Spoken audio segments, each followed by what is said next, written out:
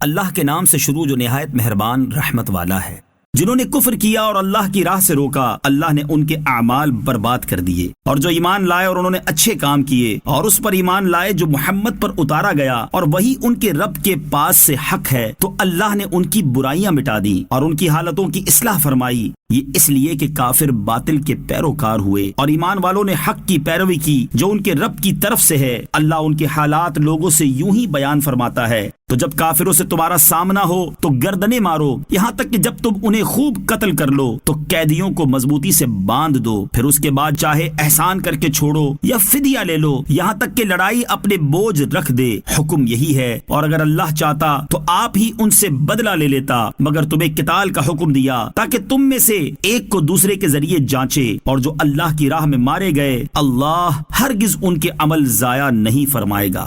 ان قریب اللہ انہیں راستہ دکھائے گا اور ان کے حال کی اصلاح فرمائے گا اور انہیں جنت میں داخل فرمائے گا۔ اللہ نے انہیں اس کی پہچان کروا دی تھی۔ اے ایمان والو، اگر تم اللہ کے دین کی مدد کرو گے تو اللہ تمہاری مدد کرے گا اور تمہیں ثابت قدمی عطا فرمائے گا، اور جنہوں نے کفر کیا تو ان کے لیے تباہی و بربادی ہے، اور اللہ نے ان کے اعمال برباد کر دیے۔ یہ سزا اس وجہ سے ہے کہ انہوں نے اللہ کے نازل کیے ہوئے کو ناپسند کیا تو اللہ نے ان کے اعمال ضائع کر دیے۔ تو کیا انہوں نے زمین میں سفر نہ کیا تو دیکھتے کہ ان سے پہلے لوگوں کا کیسا انجام ہوا۔ اللہ نے ان پر تباہی ڈالی، اور ان کافروں کے لیے بھی پہلوں کے انجام جیسی بہت سی سزائیں ہیں۔ یہ اس لیے کہ اللہ مسلمانوں کا مددگار ہے اور کافروں کا کوئی مددگار نہیں۔ بے شک اللہ ایمان لانے والوں اور اچھے اعمال کرنے والوں کو ان باغوں میں داخل فرمائے گا جن کے نیچے نہریں رواں ہیں، اور کافر فائدہ اٹھا رہے ہیں اور ایسے کھاتے ہیں جیسے جانور کھاتے ہیں، اور آگ ان کا ٹھکانہ ہے۔ اور کتنے ہی ایسے شہر ہیں جو تمہارے اس شہر سے زیادہ قوت والے تھے، جس نے تمہیں باہر نکال دیا، ہم نے انہیں ہلاک کر دیا تو ان کے لیے کوئی مددگار نہیں۔ تو جو شخص اپنے رب کی طرف سے روشن دلیل پر ہو، کیا وہ اس جیسا ہوگا جس کے برے عمل اس کے لیے خوبصورت بنا دیے گئے اور وہ اپنی خواہشوں کے پیچھے چلے؟ اس جنت کا حال جس کا پرہیزگاروں سے وعدہ کیا گیا ہے یہ ہے کہ اس میں خراب نہ ہونے والے پانی کی نہریں ہیں، اور ایسے دودھ کی نہریں ہیں جس کا مزہ نہ بدلے، اور ایسی شراب کی نہریں ہیں جو پینے والوں کے لیے سراسر لذت ہے، اور صاف شفاف شہد کی نہریں ہیں، اور ان کے لیے اس میں ہر قسم کے پھل اور ان کے رب کی طرف سے مغفرت ہے۔ کیا یہ جنتی اس کے برابر ہو سکتا ہے جو ہمیشہ آگ میں رہنے والا ہے، اور انہیں کھولتا پانی پلایا جائے گا تو وہ ان کی آنتوں کے ٹکڑے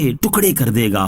اور لوگوں میں سے کچھ وہ ہیں جو تمہاری طرف کان لگا کر سنتے ہیں، یہاں تک کہ جب تمہارے پاس سے نکل کر جاتے ہیں تو علم والوں سے کہتے ہیں ابھی انہوں نے کیا کہا۔ یہی وہ لوگ ہیں جن کے دلوں پر اللہ نے مہر لگا دی اور وہ اپنی خواہشوں کے تابع ہو گئے، اور جنہوں نے ہدایت پائی تو اللہ نے ان کی ہدایت اور زیادہ فرما دی اور انہیں ان کی پرہیزگاری عطا فرمائی۔ تو وہ قیامت ہی کا انتظار کر رہے ہیں کہ ان پر اچانک آ جائے، تو بے شک اس کی کئی علامتیں تو آ ہی چکی ہیں۔ پھر جب قیامت آ جائے گی تو ان کا نصیحت ماننا انہیں کہاں مفید ہوگا۔ تو جان لو کہ اللہ کے سوا کوئی عبادت کے لائق نہیں، اور اے حبیب اپنے خاص غلاموں اور عام مسلمان مردوں اور عورتوں کے گناہوں کی معافی مانگو۔ اور اے لوگو، اللہ دن کے وقت تمہارے پھرنے اور رات کو تمہارے آرام کرنے کو جانتا ہے۔ اور مسلمان کہتے ہیں کوئی صورت کیوں نہیں اتاری گئی؟ پھر جب کوئی واضح صورت اتاری جاتی ہے اور اس میں جہاد کا حکم دیا جاتا ہے تو تم ان لوگوں کو دیکھو گے جن کے دلوں میں بیماری ہے کہ تمہاری طرف ایسے دیکھتے ہیں جیسے وہ دیکھتا ہے جس پر موت چھائی ہوئی ہو، تو ان کے لیے بہتر تھا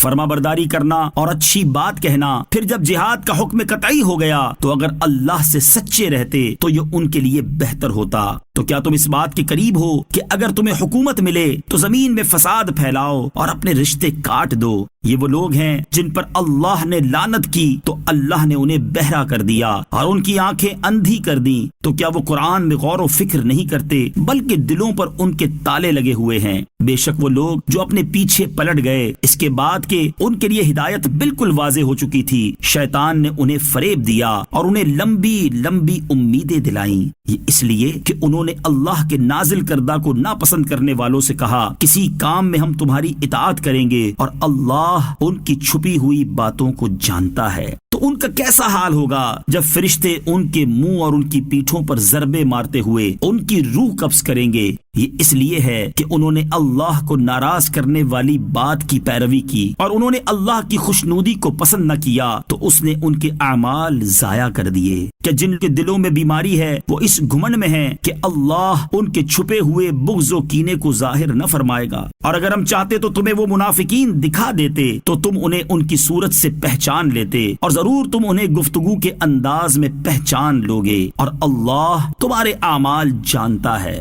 اور ضرور ہم تمہیں آزمائیں گے یہاں تک کہ ہم تم میں سے جہاد کرنے والوں اور صبر کرنے والوں کو دیکھ لیں اور تمہاری خبریں آزما لیں۔ بے شک جنہوں نے کفر کیا اور اللہ کی راہ سے روکا اور رسول کی مخالفت کی اس کے بعد کہ ان کے لیے ہدایت بالکل ظاہر ہو چکی تھی، وہ ہرگز اللہ کو کچھ نقصان نہیں پہنچا سکیں گے، اور بہت جلد اللہ ان کے اعمال برباد کر دے گا۔ اے ایمان والو، اللہ کا حکم مانو اور رسول کا حکم مانو اور اپنے اعمال باطل نہ کرو۔ بے شک جنہوں نے کفر کیا اور اللہ کی راہ سے روکا پھر کافر ہی مر گئے تو اللہ انہیں ہرگز نہیں بخشے گا۔ تو تم سستی نہ کرو اور خود صلح کی طرف دعوت نہ دو، اور تم ہی غالب ہوگے، اور اللہ تمہارے ساتھ ہے اور وہ ہرگز تمہارے اعمال میں تمہیں نقصان نہ دے گا۔ دنیا کی زندگی تو یہی کھیل کود ہے، اور اگر تم ایمان لاؤ اور پرہیزگاری کرو تو وہ تمہیں تمہارے ثواب عطا فرمائے گا اور کچھ تم سے تمہارے مال نہ مانگے گا۔ اگر اللہ تم سے تمہارے مال طلب کرے اور زیادہ طلب کرے تو تم بخل کرو گے، اور وہ بخل تمہارے دلوں کے کھوٹ کو ظاہر کر دے گا۔ ہاں یہ تم ہو جو بلائے جاتے ہو تاکہ تم اللہ کی راہ میں خرچ کرو، تو تم میں کوئی بخل کرتا ہے، اور جو بخل کرے وہ اپنی ہی جان سے بخل کرتا ہے، اور اللہ بے نیاز ہے اور تم سب محتاج ہو، اور اگر تم منہ پھیرو گے تو وہ تمہارے سوا اور لوگ بدل دے گا، پھر وہ تم جیسے نہ ہوں گے۔